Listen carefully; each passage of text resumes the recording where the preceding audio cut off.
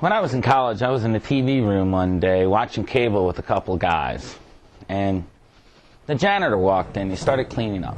And he kind of shuffled his way to the back and started picking up the trash. I mean, I've seen him around the dorm quite a few times. You know, I think I even talked to him once or twice about a clogged toilet. To be honest with you, he definitely had mental challenges. I mean, when you spoke to him, you had to be very clear and very slow in order for him to understand you. But you know, he was happy. He was happy doing the most disgusting jobs. Well, show ended, and one of the guys gets up. And he starts acting like he's disabled, motioning to the janitor. And his buddies started laughing, egging him on. And before you know it, he slaps his hand across the bowl of chips, and they go flying up in the air, and they scatter all over the floor. And he looks over at the janitor, and he goes, "Hey, Mr. Janitor, why don't you come on over here and clean up this mess?" And the janitor just looked over at him and said, Sure, I don't mind. And he walked over, and the guy looks at his buddies and kind of, nudges them a little bit and says, Hey, you know what? We'll help you. And they started walking all over the chips. We'll get out of the way. And then they walked out of the room laughing and hooting and hollering, just acting like total jerks.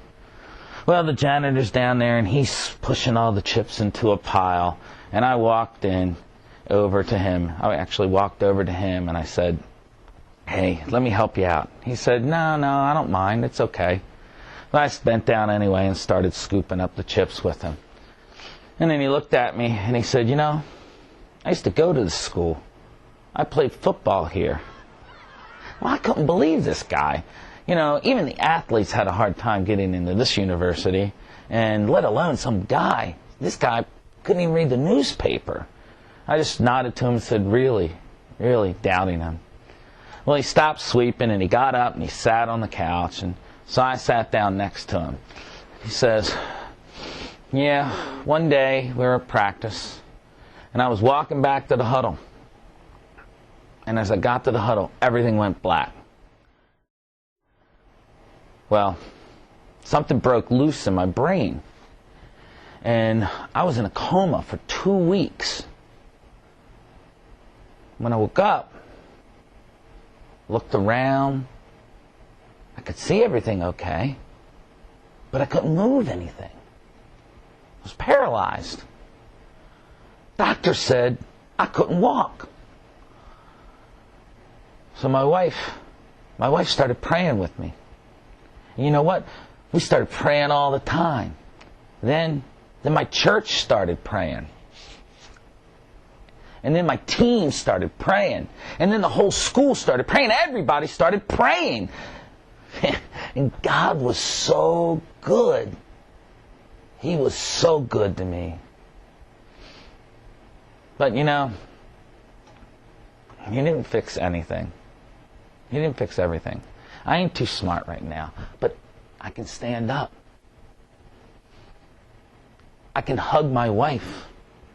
I can give my kids piggyback rides. I mean, I thank Him every day for what He's done for me. Even giving me this job at this school. God is so good.